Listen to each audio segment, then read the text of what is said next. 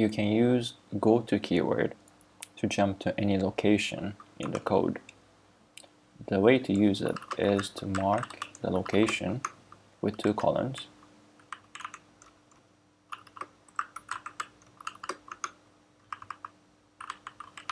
and use the goto keyword to jump to that location.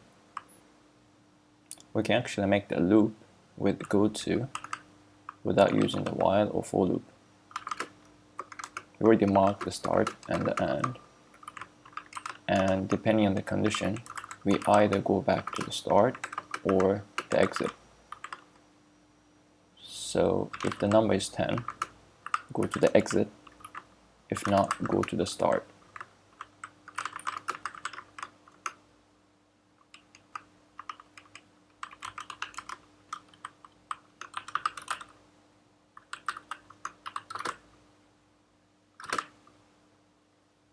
To limit the scope, you can also surround the block with do and end as well.